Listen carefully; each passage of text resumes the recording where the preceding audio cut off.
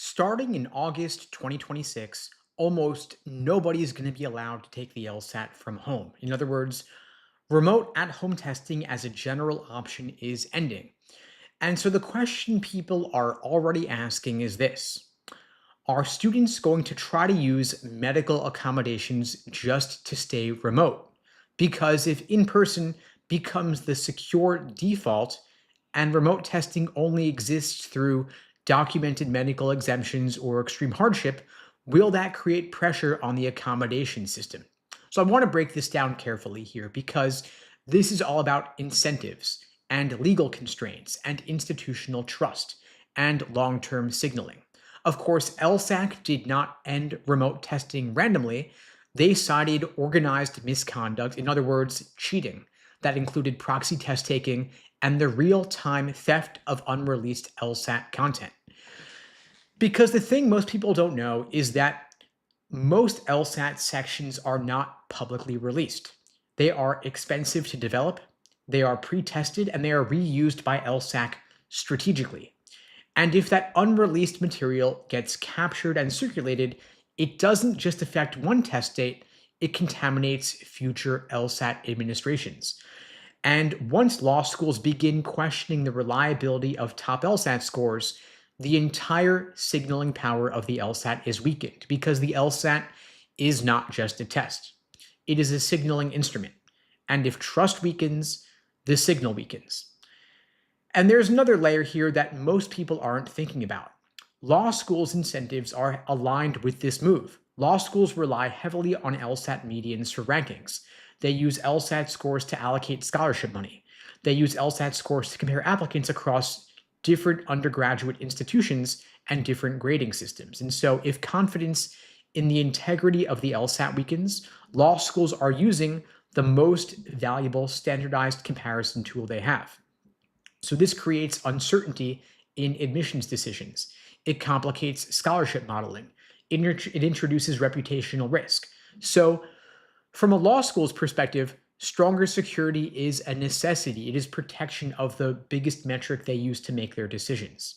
Law schools, like LSAC, they benefit when the LSAT is seen as clean, controlled, and defensible, which means there's very little institutional pressure on LSAC to loosen scrutiny of the LSAT to go back to remote testing. If anything, the pressure runs in the opposite direction because remote testing created the structural vulnerability that led to the LSAT cheating scandal in the first place.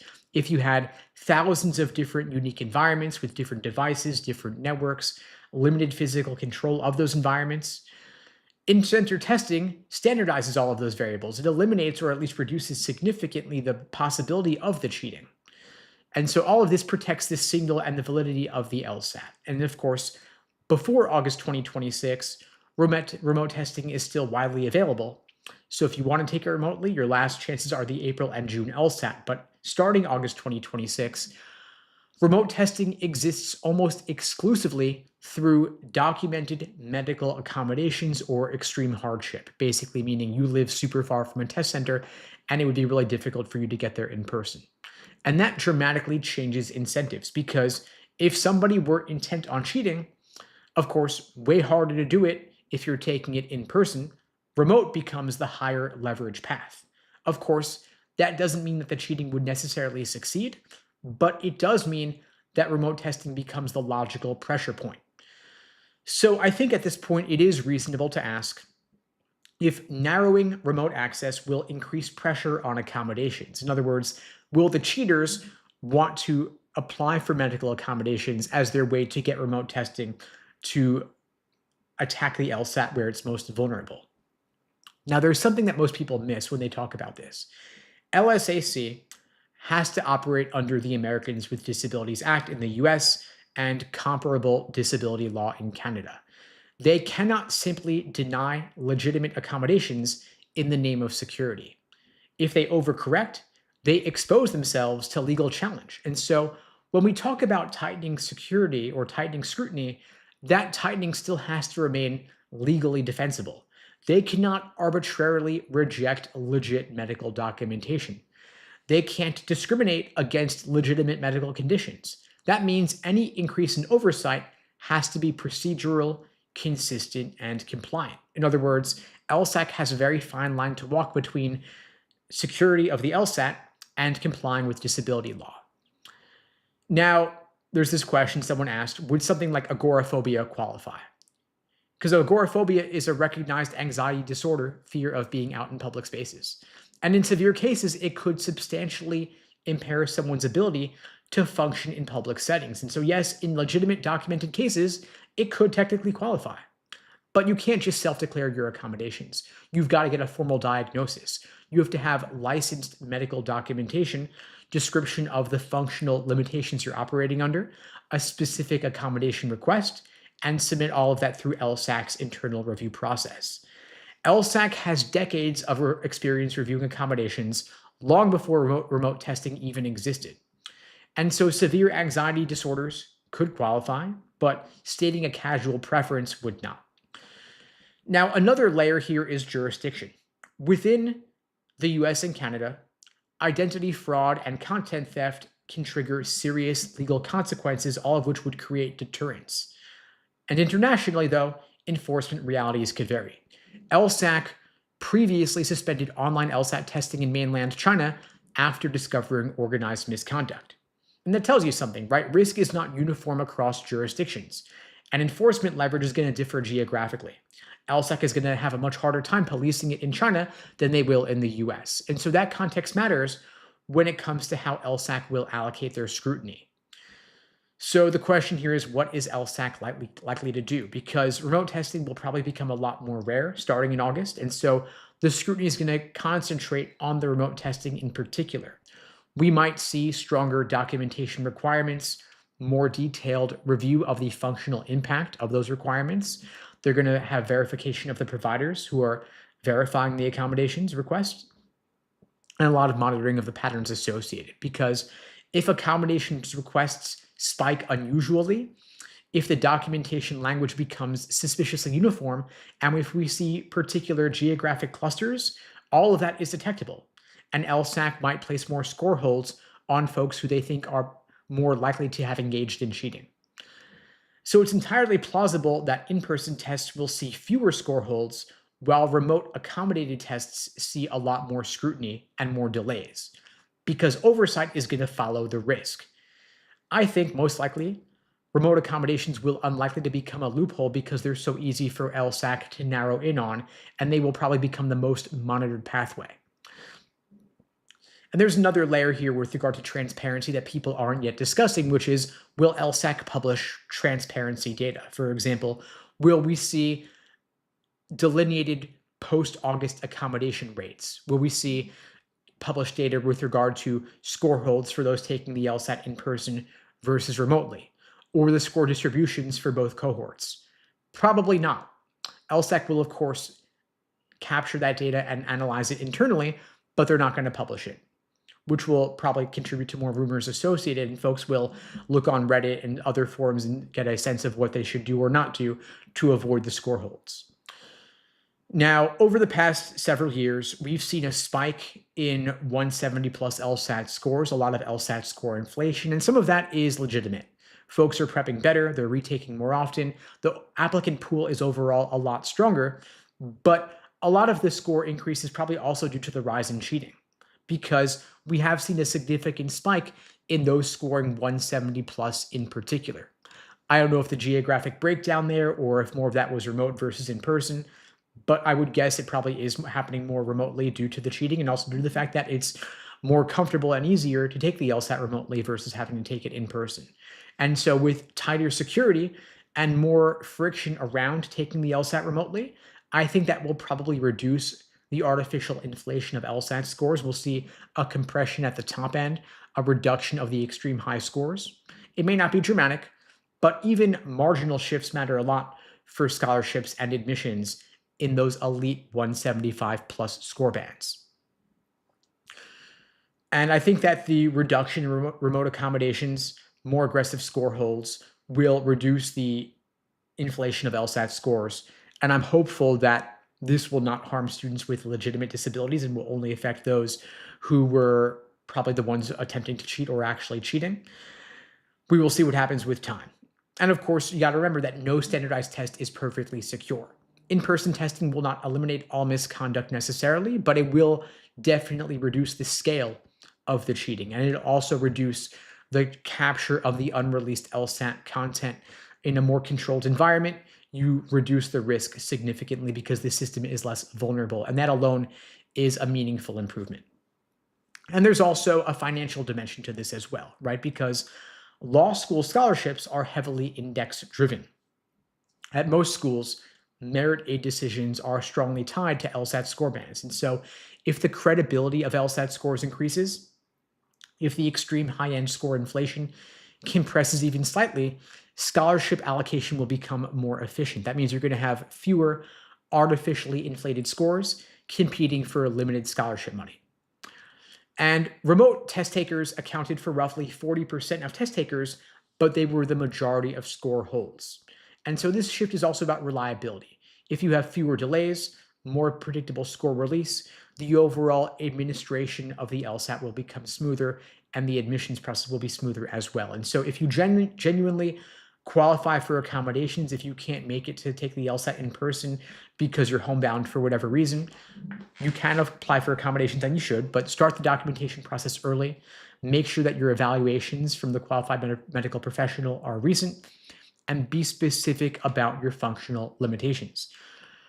Don't pursue this just because you think it's more convenient, because you may be under more increased scrutiny and may be more likely to experience a score hold. So if you're taking the LSAT in August 2026 or later, assume that you're taking it in person, train to take it in person, and remember that it'll actually be harder to book your specific LSAT test date because there are limited seats to take the LSAT in person in the physical testing centers. If you're taking it in a major city, the slots probably fill up pretty fast. If you're taking it remote, if you're taking it in a more rural area, you may have to travel. If you're located outside North America, the international testing centers have even more limited availability. And so you want to register the second that scheduling opens. And you got to book your time well in advance and plan your timeline accordingly. Also remember that taking it in person is a bit more distracting, a bit more stressful. And so take some of your practice tests in a mildly distracting environment so that you can remain composed under stressful conditions, maintain your emotional regulation.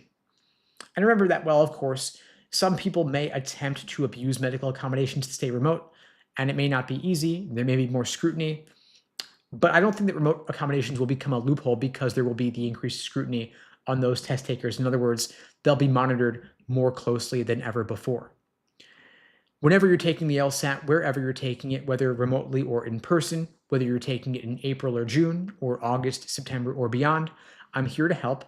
I'm offering free LSAT tutoring lessons for everybody watching this now or later. The link to book that free lesson with me is unpluggedprep.com/start. The link is below this video on YouTube, pinned in the chat on YouTube, in my bio on TikTok and Instagram. That is an open offer for everyone watching this. I'm happy to help. The link is again unpluggedprep.com/start. And for those of you just joining here for the first time, I offer these lives every single weekday, same time, same place, 2 p.m. Eastern, 1 Central, 11 Pacific, here on YouTube, TikTok, Instagram, LinkedIn, wherever you're watching this. I see a ton of questions here in the chat. I will get to as many of those as I can. Feel free to drop those questions in. And I do appreciate your support. Please share this link, share this live to your social media, share it in your Facebook groups, Discords, subreddits, group chats. The only way this grows is through word of mouth. I don't do any advertising for these lives, and the algorithm doesn't really boost them because they can't run ads for them. So your spreading the word does mean a lot to me. And the more you share this, the more you will stay on LSAT TikTok, the more this will show up in your feed and you'll get notified of future lives as I conduct them. I do appreciate your help. I see a question here asking from To the Moon, what about diabetes type 2 for accommodations? So LSAC really holds all the specifics regarding what conditions may or may not qualify for accommodations. And so I think that with diabetes, if you have to regularly inject insulin, for example, I don't know all the particulars, but if you need that, a special accommodation for that, of course, you can reach out to LSAC and they will probably accommodate you. Just get the notes in early, get the documentation filled out early before the submission deadline, because that is one thing they are very strict on. So just follow the guidance, Google LSAT accommodation, and you'll find all the specifics there. I see user 0036 asks, how long do you advise someone to study to get at least a 170 on the LSAT their first time? Well, the devil's in the details, right? So it depends on what your current LSAT score is, if you've taken a diagnostic, and what your time frame is. So if you're currently at a 130, it'll take longer to hit 170 than if you're at a 150 and you want to aim a 170. Get a 170. It's harder to improve 40 points than it is to improve 20 points. So if you take a cold diagnostic, we'll have more of a baseline established. We'll have a better sense of where you're at and what you've got to do. A lot of folks will try to knock out the LSAT in just 2 to 3 months, but ideally, you're going to give yourself at least 5 to 6 months to achieve your fullest potential on the LSAT. Can you do it in less time? Maybe. But given the relative importance of the LSAT, I don't see any reason to rush it. The LSAT is the biggest factor in the law school admissions process. And so I would say give yourself 5 to 6 months if you can. Take the LSAT in August, for example. You can then apply the second applications open in the fall. So I don't see any reason to aim for April or June, no reason to rush it. I would give yourself till August to achieve your 170 plus. The only exception there would be if you really want to take the LSAT remotely, because that is the one big change happening in 2026, right? The June LSAT is the last one where it's easy to take it remotely. Starting in August, you got to take it in person except for medical accommodations or extreme hardship. And so if you really wanted to take it remotely, if you think you could do better taking it remotely, then aim for June and study more intensively. But if you want to give yourself more time, then go for August. Carl comments, I think the removal of logic games also helped boost the high scores recently. Yeah, I do think that's true. I think that with the removal of logic games from the LSAT, the benefit there is that there's been less material that you need to study. And so if you can narrow your focus on logical reasoning, for example, since it's now 2/3 of the LSAT, it's easier to get a higher score because you don't need to divide your attention between so many different question types. So that you're right, that's also a contributing factor as well. Duncan's asking, is cheating big in the USA? All I hear about it is in China. And so I suspect that we live in a global world, right? We live in an internet-connected world. Anything that's done in one country can easily be ported over to other countries. So I doubt that the cheating was only in China, but the whistleblower was calling attention to cheating in China, specifically on Chinese message boards. But I would be shocked if the same thing did not happen in the US as well, but it may have originated in China or maybe most prevalent there. But of course, I don't think it's exclusive to China. I see Chris is asking, I have a good GPA. Can I risk getting a little lower LSAT score? What's the best prep for the LSAT? I don't think that's the right way to look at it, Chris. I mean, if you've got a good GPA, why would you want to try and get by with a lower LSAT score? If anything, I'd say you've got a good GPA. Let's match or exceed that with a killer LSAT score to put yourself in the best possible position for admissions. The LSAT's actually a bigger factor in admissions than your LSAT score. The LSAT is a bigger factor in admissions than the GPA. So in other words, your LSAT weighs more heavily in the admissions process than your undergraduate GPA is. And so I wouldn't try to get by with a lower LSAT if your GPA is good. If anything, there's also a lot of grade inflation. So having a high GPA is not as unique as you might think it is. So for example, at the top 14 law schools, their GPA medians are all roughly 3.9. So if you're good, what's your good GPA, Chris? I mean, what do you consider good? What do you have? You have a 3.9 as well? Okay, that's good. So you're on point for the T14. But if you have a lower LSAT score, you're putting yourself at a relative disadvantage. I wouldn't do it. I would say, let's give it your all for the LSAT so that you can match your 3.9 GPA with a killer LSAT, then you can get into virtually any law school in the country, theoretically. If you got a 175 on the LSAT plus your 3.9 GPA, you're probably going to get into some of the top 14 law schools. But if you try to coast and you say, I've got a 3.9 GPA, I'm going to try and get by with a 160 LSAT, I think you're selling yourself short. So I would use the GPA as fuel to say to yourself, I'm already halfway there. I've already got the GPA down. I've already got that locked in. Let me lock in a killer LSAT as well. And if you really want to pursue it, if you're feeling motivated to get the highest LSAT score possible, I see you're connecting with the mentality. Awesome. I'm happy to help you out. We could book a free LSAT tutoring lesson. The link's in my bio. I'm happy to talk through how to get you the highest possible LSAT score on your time frame to help you reach that 175 whenever you're taking it. We offer private one-on-one coaching programs, comprehensive on-demand courses, custom study plans, live small group sessions via Zoom, interactive small group. If you want to talk through what that could look like, I'm happy to meet with you personally, help you personalize a program to help you reach your goals on your time frame. The link to book that free tutoring with me is unpluggedprep.com/start. The link is below the video on YouTube, pinned in the chat on YouTube, in my bio on TikTok and Instagram as well. I see Jojo's asking about our LSAT bootcamp.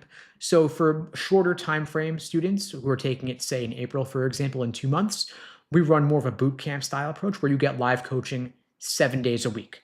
That's 3 private one-on-one sessions every single week from now till the test, along with 4 semi-private small group sessions every single week as well, for a total of live coaching 7 days a week. We also create for you the custom study plan, and you get the on-demand course as well. It's a more intensive coaching program because we have a shorter time frame. In contrast, if you're taking the LSAT in June or August or beyond, we could take more of a slow and steady approach. We don't need to cram it as much. Cramming's never really the ideal, of course, but when you want to get a fast increase in a short time frame, we accelerate and compress the coaching. When you're taking it 4 to 6 months from now, we can take more of a slow and steady approach. But feel free to book the call with me through the link in my bio, and I'm happy to talk you through the particulars. I see Braden's asking, since LSAC is moving toward in-person testing, how will they meet the higher demand for testing centers and proctors? Could they move toward administering the exam at universities? That's a fantastic question, Braden. And so actually, funny enough, before the pandemic, before the LSAT was online at all, before it was digital, back when it was on paper, feels like forever ago, LSAC actually administered the exam largely at colleges and universities. I actually took the LSAT at a law school. And so they were administering in an academic context where all they needed were classrooms and they could hand out paper booklets there. But now that the LSAT's on a computer and they want to administer it, of course, in a secure, controlled environment where security is paramount, they can't just administer it at any random university. They've got to have the equipment, they've got to have the software, they've got to have the devices, they've got to have the security check-in. And so I don't think it would be practical for them logistically to schedule the exam at all these different random colleges and universities anymore like they used to. I think that they're going to need to give Prometric plenty of advance notice and basically take over the Prometric in-person testing centers for those testing weeks. And of course, they just announced the LSAT test dates the other day, and they're giving Prometric probably even more notice than that. We're talking 6+ months at minimum. And so I think they'll be able to essentially rent out the entire Prometric testing centers for those days to accommodate the higher demand. But it may also create a problem for test takers in that if you don't schedule your test far enough in advance, you may have to travel pretty far. That's why I mentioned earlier, like, schedule your test, lock in your day and time the second that scheduling opens. Otherwise, you may put yourself in a pretty inconvenient situation where you gotta travel pretty far. I see Apples is asking, is it realistic to get a full scholarship if you have a 166 to 170 LSAT score? Maybe. Depends on the school. Scholarships are relative to the caliber of the school that you are applying to. So for example, a 170 LSAT score puts you at or below the median for the top 14 law schools. And so that kind of score might not even get you in. In contrast, for a law school ranked 75 or 100, it might get you a full ride. In other words, the lower ranked the law school is and the lower their LSAT median is, the more scholarship money you're going to get with a given LSAT score. In contrast, the higher ranked the school is and the higher their LSAT median is, the harder it'll be for you to get a scholarship. So the same exact LSAT score could get you a full ride at one school and not even get you into another. You can look up all of the LSAT medians, by the way, for every ABA-approved law school in the ABA 509 reports. You'll see what kind of LSAT score, what kind of GPA you need for any given law school.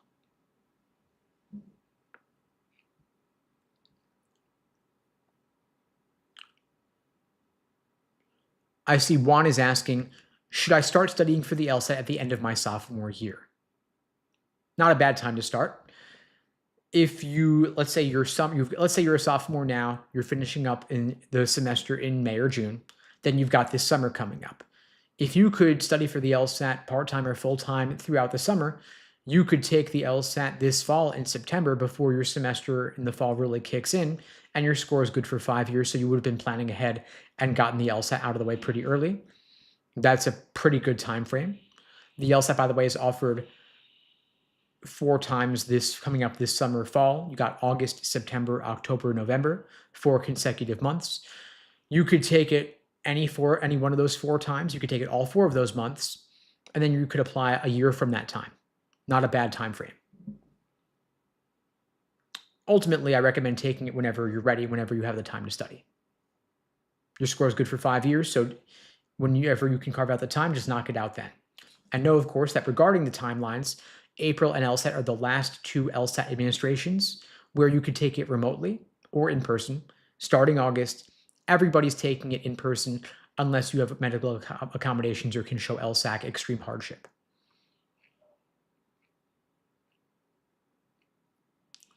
I see Liz was asking, what do you think about reverse splitters? I'm scoring low, but I have a 3.9 GPA. My goal is not to get into a T14 school, but I do want good scholarships. Well, your GPA is great. Like I was saying to Chris, let's match it with a killer LSAT score. The higher your LSAT is, the more scholarship money you're going to get. You don't have to go to a T14 school. There is this trade-off between scholarships and prestige, right? So in other words, you can go to a higher ranked school with less scholarship money or a lower ranked school with more scholarship money. So the answer ultimately is the same, regardless of which law school you want to go to. Getting into getting a higher LSAT score will get you both more scholarship money as well as get you into better law schools. So that is the simplest and most straightforward path for you to pursue at this point in time. Your GPA won't matter as much as your LSAT score does. And of course, a 3.9 GPA is fantastic. But as we see, there are multiple folks here on this live right now who have 3.9 GPAs. Just kind of showing you, hey, it's not that unique. There is a lot of there's a lot of grade inflation, just as there is LSAT score inflation. And so you don't want to over-index or take it too easy just because you think you've got a great GPA. A high LSAT score is more unique than a high GPA. And so I would recommend don't rest on your laurels. Keep pushing to match that GPA with a killer LSAT score. I see Malik is asking, with a 149 diagnostic taking the LSAT in June, how many hours of studying should I do? Well, it depends on your goals, right? What kind of LSAT score do you want to shoot for? If you want a 175, it'll take a lot more work than if you want a 160. But regardless, I mean, give it your all, right? I mean, I'm assuming that you want a top LSAT score, at least 170 plus. If you're aiming for only a 160, okay, then don't put in as much work. But my question is, why do you only want a 160? Would it not be better to aim for a 170 or a 175? Wouldn't that get you better outcomes, get you more scholarship money? Why not aim for anything except for a 180, right, for the best outcomes? And also consider that there is a typical test day score drop, meaning students typically score 5 to 8 points lower on their official LSATs than on their practice. And so if you really want to securely get a 160, you want your practice test average going into the test to be at least a 165 to 168 so that you've got a buffer in case you've got a bad proctor, in case you've got tech issues, in case there's nerves or anxiety. Additionally, sometimes folks' practice test scores are inflated because they did not properly simulate test day conditions. So you got to make sure that you're taking your test under strict timed conditions, 2.5 hour sitting, 4 sections back to back with only a 10-minute break between sections 2 and 3. Anything less, you're inflating your score, and you may be in for an unpleasant surprise when you get your official score back or when test day feels harder than you were expecting. And so my recommendation is, whatever your goals are, give it your all between now and June. Make this your priority. I mean, the LSAT is going to weigh more heavily than all of your undergrad GPA combined. All 4 years of undergrad or 3 years of undergrad. The LSAT weighs more heavily than all of that, and it's a single day of 2.5 hours. If you made this your number one focus for the next 4 months, you just knock it out of the park. You hit a 170 plus. Won't you get better outcomes than if you got a 160? More scholarship money, better outcomes, better admissions. The law school you go to will set the trajectory of the rest of your legal career.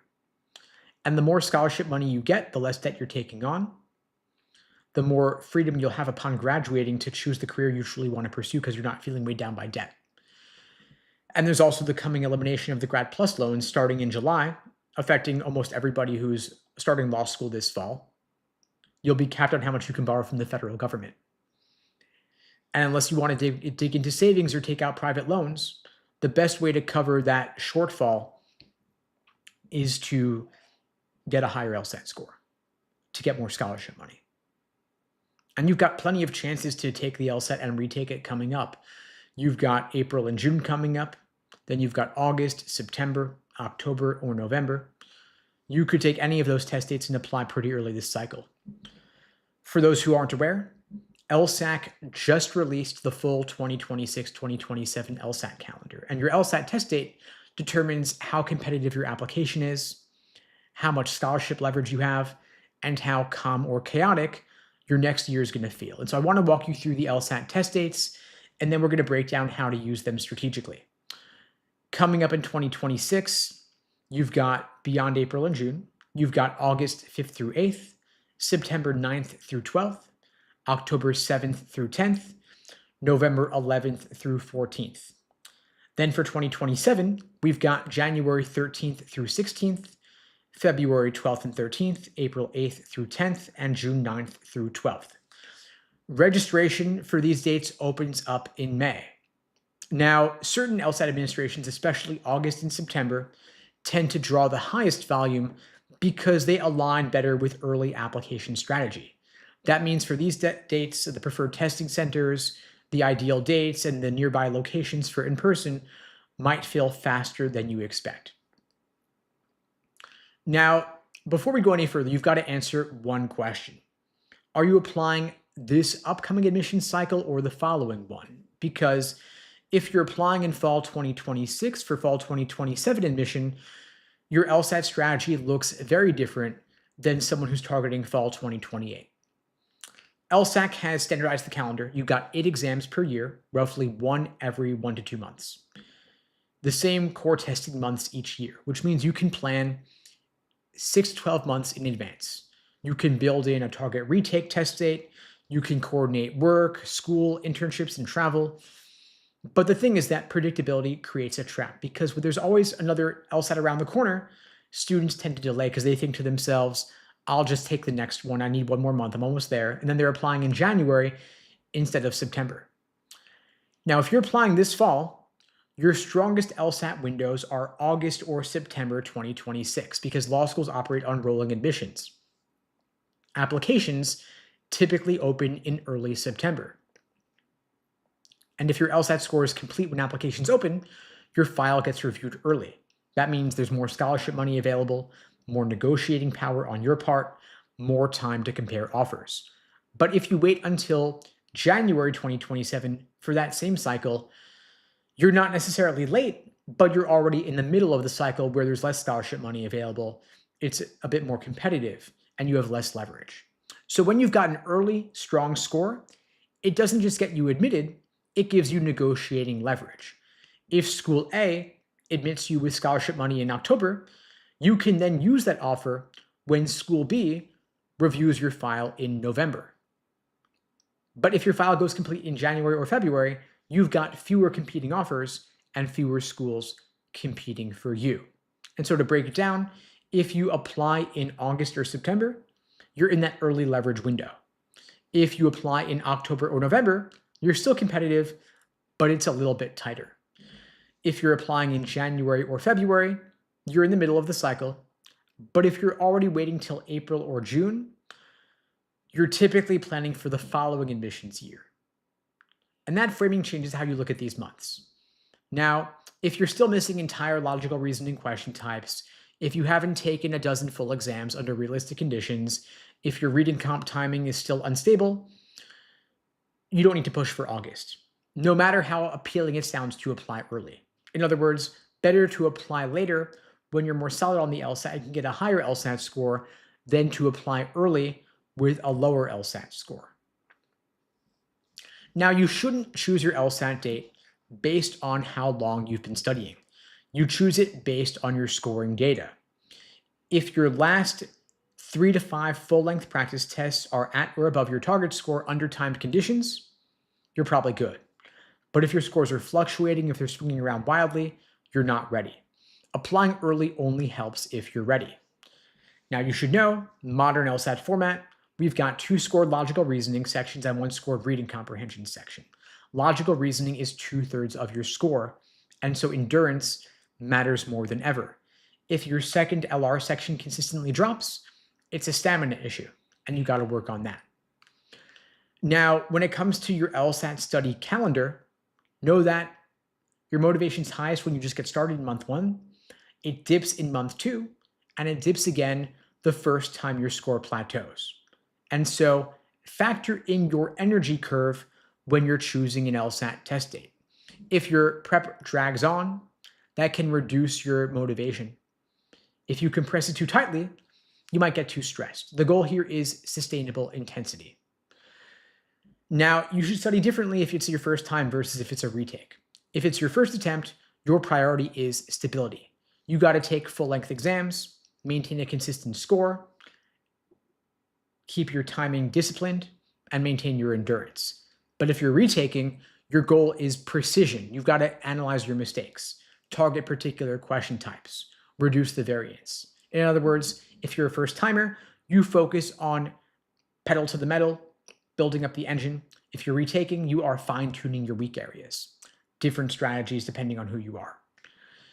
Now, I want to share something that most students don't consider, but probably should.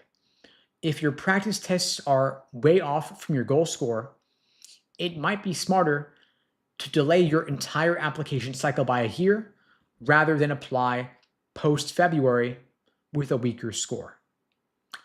I'm talking specifically to those of you who took the February LSAT and your score is not going to be what you were hoping. If you were aiming for a 170, your practice tests going into it were not higher than a 160, it probably isn't jumping up 10 points. Of course, you'll find out in a couple weeks, but assume by default, you'll need to retake in April or June. And if that's the case, better to delay things, apply this coming fall, push your law school plans back a year. I know nobody ever wants to hear that, but it's the truth. Better to delay and apply early with a much higher score at that stage. If you have a stronger LSAT next cycle, it's going to outweigh being on time this year. And remember, LSAT scores are valid for 5 years. That means taking the LSAT earlier than you apply is not a waste.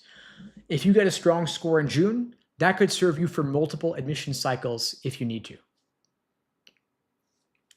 Now let's talk logistics, because that's where students get blindsided. If you want to take the LSAT remotely, your last chances are April and June of this year. After that, in-person testing becomes the default unless you qualify for accommodations or can show extreme hardship. And the environment matters because some students do better at home, others do better at a testing center. But you got to factor in your travel time, test center availability, the start time, your sleep schedule, your ability to perform in an unfamiliar environment. All of that matters a great deal. Now, your LSAT date determines when you should work on your personal statement. If you're taking the LSAT in August, your score is going to come back end of August. You can apply as soon as applications open in the fall. So you can also work on your essays over the summer in June and July, then refine them during the 2 to 3 week gap between taking the LSAT and getting your score back. If you're taking it in October, you still got that same 2 to 3 week window, and you could also work on essays anytime between now and then. The best essays are written over the course of several months, and they go through round after round of revision. Now, given that the LSAT is offered 8 times a year, you can plan at least 2 attempts intentionally. You've got your first attempt and a backup. So for example, take it in June for your first, August for your second, or August for your first, September for your second. Either way, you've got a month or two in between to drill your weak areas, take some more practice tests, and refresh yourself. But what you don't want to do is take it in November for your first, January for your second, and then apply in February, because then you're later in the cycle. And if you're watching this now, no reason to push things back that far. Now, remember that, of course, the fact that the LSAT calendar is standardized doesn't make it any easier, but what it does is it removes your uncertainty about scheduling. Now, if you are within a few points of your goal and you're applying this fall, I think aiming for June or August makes perfect sense. If you're 10, 20 points away and you could study full time, you can still go for June or August. But if you're going for 30, 40 points and you're working full time and you've got family and kids, there's no reason not to rush it. You could instead go for October or November, totally fine. So first thing you do is you decide which admission cycle you're targeting, choose a primary test date ideally aligned with early leverage like August or September, go for a backup test date 1 or 2 months later, then work backward from there. At LSAT Unplugged, we use the LASER approach for LSAT prep. LASER is an acronym standing for Learning, Accuracy, Sections, Exams, and Review. It's the cornerstone of our courses and our coaching programs. Learning is building a strong foundation in the different sections, different question types. A is for accuracy, drilling questions by type to better understand the proper perspective from which to view each section and each type. S is for individual sections, working on pacing and time management. E is for exams and endurance, doing full-length timed practice tests to build your stamina. And R is for review, using the Socratic review method. You can follow the LASER approach for any one of these LSAT dates, ideally June, August, September, or beyond. April is a bit tight, so for that date in particular, I'd focus more on exams and review. If you haven't yet built the foundation, probably better to go for June instead, just to give yourself more time, unless you're studying for the LSAT full-time, in which case I'd recommend more of a boot camp style approach. And if you'd like my help preparing for the LSAT, those of you just joining, I'm offering free LSAT tutoring lessons for everybody watching this now or later. The link to book that free call with me is unpluggedprep.com/start. The link is below the video on YouTube, pinned in the chat on YouTube, in my bio on TikTok and Instagram as well. Open offer for everybody watching this now and later. Now I see some more questions coming into the chat. I'll get to as many as I can. Thanks for dropping them in here.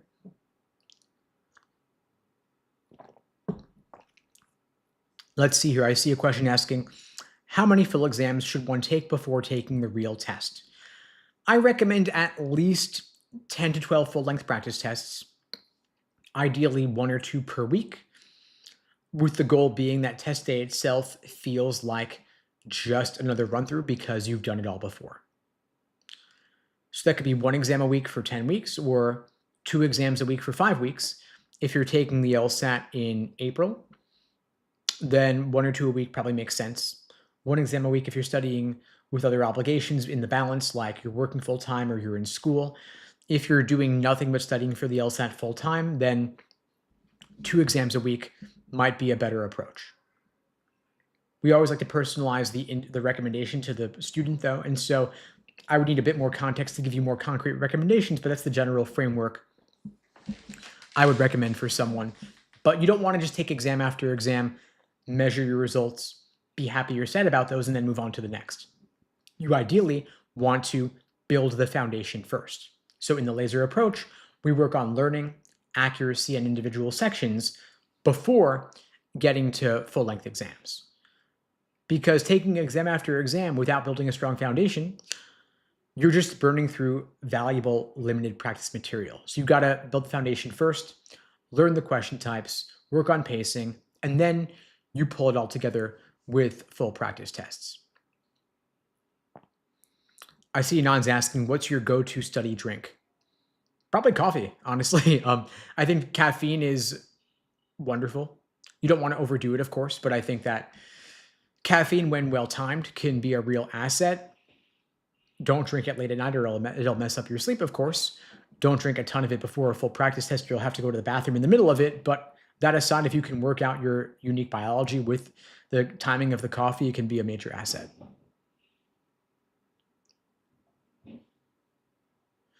I see Miri's asking, I'm a junior right now getting ready to take the LSAT in June. Should I take it in April as well? Okay, so I never recommend taking the LSAT unless you're scoring at or above your goal score. So the question would be, can you reach your goal score and potentially beyond by the April LSAT in the next 2 months? If not, don't take it. If you've got a reasonable shot of hitting your goal, then yeah, go for it. But that's how I would decide. Sometimes folks will recommend taking it officially just to see how you do. I think that's a waste. If your practice tests are not around your goal, there's no reason to think you're going to suddenly magically hit your goal by the test date. And so I'd say if you're not there by test day, withdraw, pull out, go for a later test date. And you mentioned that you're a junior, Miri. So I guess my question is, what's your semester looking like? How busy are you? Can you make the LSAT a major focus of yours for the next 4 months so that you can knock it out once and for all in June? I think that since you're in college, April might not be giving yourself enough time because you got classes to balance it with as well. I'd say maybe go for June as your first take and August for your second take. And then if you've got a pretty light summer with some more studying over that period, you could do that much better and knock it out of the park in August. But let's see where your practice tests are. And if you want to talk through particulars, again, you can book the free LSAT tutoring with me through the link in my bio, and we could talk through it more together.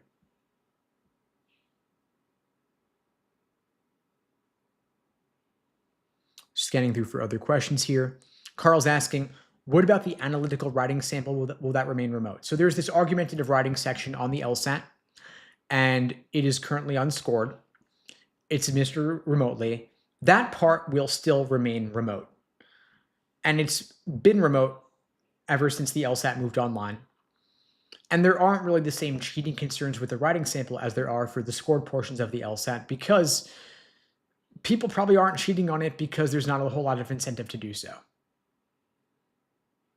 The multiple choice is where it's at because that's what actually matters for admissions. The writing sample really pales in comparison in terms of its importance, and the writing sample is not administered on a single day at a specific time. You can really take the online writing whenever. They're not proctoring you live for that. It's recorded so they could watch later if there's an issue, like you have something that's not permitted in your background or somebody else is in the background of your room. But that aside, I mean, they don't really care that much. That's not where the cheating's happening. So nothing is going to change there. And Prometric is not set up for anybody taking the writing in person. Maybe when they score the writing sample at some point in the future, that'll change. But for now, there's no reason to think it's going to be in person. And when they do that, LSAC will, of course, announce in advance. I see Akiva is asking, what would be a strategy to get past -2 in LR and -3 in reading comp? So that means that you are scoring pretty well. You're close to perfection on both logical reasoning and reading comp. So that's awesome. At this point, for students at this level where they're only getting 2 wrong on logical reasoning and 3 wrong on reading comp, it's not because of a particular question type. You're getting hard questions wrong simply because they're hard. In other words, it's not because you don't know what strengthen or weaken your flaws or how to approach based on question type. It's a difficult method of reasoning or a particular trick or trap in the answer choices. And so this is where the review process comes into play. At LSAT Unplugged, we use a framework called the Socratic review method, where we dig deep into what you're getting wrong and why, essentially root cause analysis, to make sure that you can avoid making the same mistake again. So for example, we look at, was your mistake in interpreting the logic of the text or the passage, or was it in the question stem, or was it in the answer choices? Was it a particularly tempting wrong answer choice? Was it an unappealing right answer choice? Because in other words, you have these traps of encouragement towards the wrong answer and traps of discouragement away from the right answer.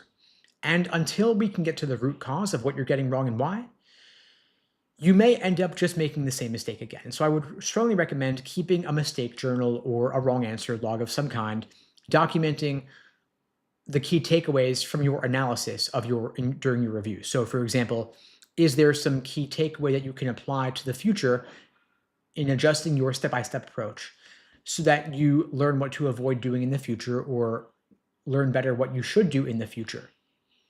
to avoid making those same mistakes. And if you want to talk through this personally, I'm happy to meet with you. I'm offering the free LSAT tutoring for everybody. Links below the video, links in my bio, unpluggedprep.com/start. Happy to help you out. Now, let's see here, other questions coming in. Anything I missed? If my loans are above the new federal limits, can you spot me the difference?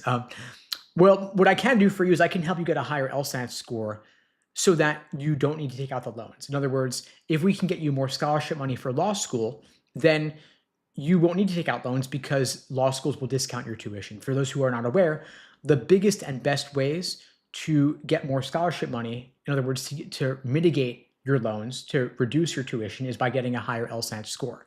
If you can get a higher LSAT score, law schools will give you more scholarship money because you help them raise their standing in the US News rankings, which are largely dependent on the entering LSAT and GPA of their students. So let's get you the score first and foremost. And in terms of the best way to study for the LSAT, there are a few different ways. You can drill questions by type, you can do individual timed sections, you can do full-length practice tests. And a lot of students will spend too much time drilling questions, not enough time doing full exams. But the thing is that it's not enough to get the questions right. You got to get them right under test day conditions. Drilling 100 individual questions is not the same as doing a full exam, and doing 4 separate sections is not the same as doing a full exam. Endurance matters. And so typically when a student joins our program, we look at how they've been studying previously, if at all, and then we fill in the gaps for what they've been missing. And so, Malik, if you're just drilling questions right now, we got to get you doing full-length exams, especially if you're taking the LSAT in June. You only got 4 months. And so we got to get you out of the drilling, work on pacing and time management and endurance so that you are properly prepared for what test day itself is going to be like. And so if you want to talk through it personally, we could discuss what your study plan should look like to get you to 160 plus or even better 170 plus by June.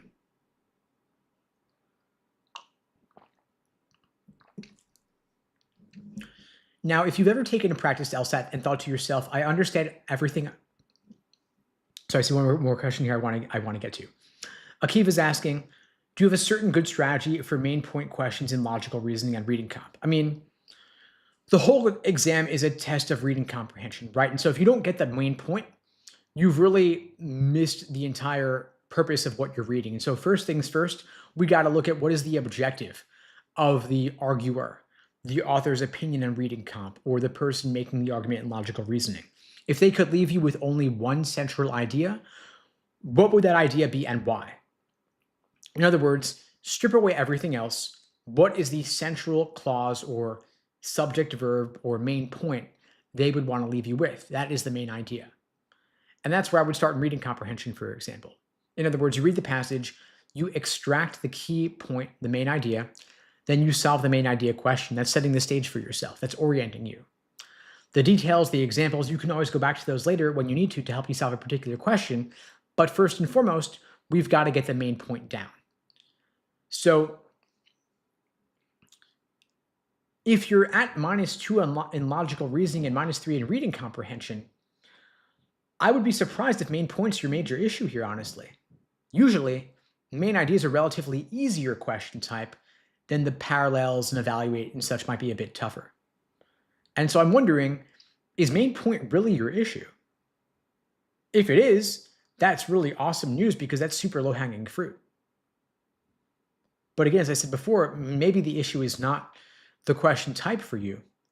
Maybe it's just that you're getting hard questions wrong because they're hard. Or maybe you're overthinking things. If you're consistently scoring 170 plus, which you probably are if you're at -2, -3 per section, you might just be overthinking things, and you gotta go with your gut on these. And feel free to correct me if I'm wrong here, but that's something we could talk through together. Now, if you've ever taken a practice LSAT thinking to yourself, I understood everything I read, so why did I miss that? This is for you. Because here is the uncomfortable truth. You're probably solving the wrong test. The LSAT is not testing whether you understand English, it's testing whether you see structure. And those are completely different skills. Let me show you what I mean. Quote, city council members argue that building additional highways will reduce traffic congestion because more roads increase vehicle capacity. Quick question for you. What is wrong with that argument? Most people say traffic could still increase. And that's close, but it's not precise.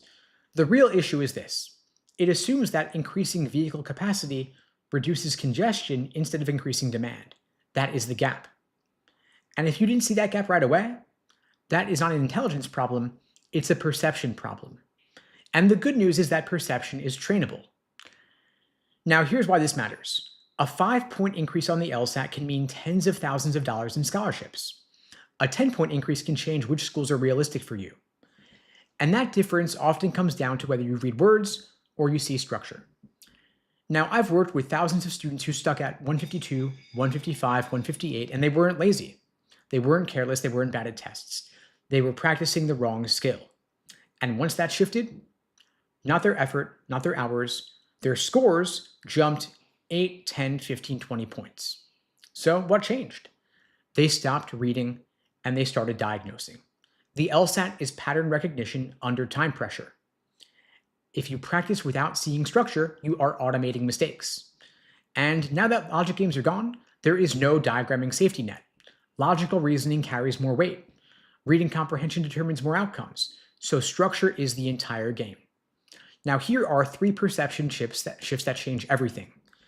Shift 1, stop reading for topic, start reading for breakpoints. Average test takers read for what the argument's about. High scorers read for where the argument breaks. The average reader asks, what's the subject? High scorer asks, where is the vulnerability? In every stimulus, there are only 3 things that matter. What's the conclusion? What's the evidence? What must be true for this to work? And that third question is where scores are made. The LSAT lives in the gap between premise and conclusion. For necessary assumption, you find the gap.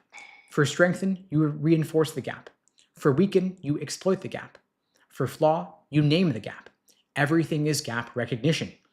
Average readers absorb the story. High scorers hunt for pressure points. And that single shift can move someone from the mid-150s into the mid-160s. The second shift is to learn the trap answer playbook. Now here's something most students don't realize. The LSAT is not creative, it is repetitive. There are only so many ways to be wrong, like scope shifts, reversals, opposites, shell game language swaps, conditional confusion, correlation distortions. Trap answers are written for the version of you who is slightly tired. They are engineered to feel right. For example, take this one. Quote, a study shows students who drink coffee before exams score higher. Therefore, drinking coffee improves performance. That is a classic correlation causation flaw. Now, under time pressure, students grab this answer. Quote, students report feeling more alert after drinking coffee. That feels helpful, but it doesn't eliminate alternative explanations. Maybe motivated students both drink coffee and study more. So the real strengthener would say, the study controlled for hours studied and prior GPA. That is surgical. Wrong answers feel intuitive, but right answers feel precise. Wrong answers are comfortable, but right answers close the logical gap. Now here is where most students sabotage themselves. They do volume instead of diagnosis. They'll do 100 questions a day, 3 sections back to back, another practice test on a Saturday each week, but there is no deep autopsy. Doing volume without analysis is like shooting 1,000 free throws with bad form. You're not building skill, you're just reinforcing error. So after every question you miss, I want you to ask, why was the wrong answer tempting? What trap category was that? What assumption did I unconsciously make? If you cannot articulate why each wrong answer is wrong, you do not understand the question yet. That discomfort is where score jumps happen. Now, the third shift is that reading comprehension is about the role, not recall. People will panic and they'll say, I read too slowly, I forget what I read, I run out of time. But speed is not the root problem. Structure blindness is. If you read for details, you're going to drown. But if you read for role, you're going to dominate. You got to track 4 things: author's opinion, competing viewpoints, the purpose of the paragraph, and the overall structure. For example, paragraph 1 sets the context. Paragraph 2 describes a debate. Paragraph 3 critiques the author's opinion, and paragraph 4 clarifies the author's stance. That structure does the heavy lifting. You want to build a map. Now, most reading comp questions are structural, like, why did the author mention X? What role does paragraph 2 play? What statement would the author agree with? High scorers don't memorize more, but they just organize better. And here's something almost nobody says. Confusion in reading comp often comes from your ego. You think to yourself, I should understand this, so you keep moving. Instead, when you get confused, pause for 10 seconds, translate the paragraph into simple language. Because if you can't explain it simply, you don't actually understand it yet. And that 10-second investment saves you 2 minutes of flailing wildly. Now, most students think improvement means learning more strategies, more tricks, more questions, but it doesn't. It means seeing less, but seeing it correctly. I had a student stuck at 153 for months. She would take practice tests every weekend, do flashcards, and spend hours drilling. But we changed one simple rule. She wasn't allowed to move on from a question until she could articulate the conclusion in 8 words or fewer, the exact logical gap, and the trap category of each wrong answer. 3 weeks later, she got a 167. Not because she got smarter, but because she recalibrated. And of course, that's not a promise or a guarantee. Your results may vary, but I share this story to show you what's possible when you're willing to change your approach. Your LSAT score is not your intelligence. It is your calibration. If you see the LSAT as trivia, you're going to memorize facts. If you see it as a speed test, you're going to rush. If you see it as intelligence, you're going to doubt yourself. But if you see it as pattern recognition under pressure, everything changes because you stop asking, how do I get faster? And you start asking, what pattern am I missing? You stop grinding and you start diagnosing. Once you stop reading the LSAT and you start seeing it, the ceiling moves and everything changes. That is the shift. And if you'd like my help seeing that shift, getting that higher score, I'm offering free LSAT tutoring for everybody watching this now or later. The link is unpluggedprep.com/start below the video on YouTube, pinned in the chat on YouTube, in my bio on TikTok and Instagram as well. Open offer for everybody watching this now or later. I do these lives every single weekday, same time, same place, 2 p.m. Eastern, 1 Central, 11 Pacific. I'll be back tomorrow. I'll see you all then. In the meantime, I wish you all the best and take care. Thanks for joining.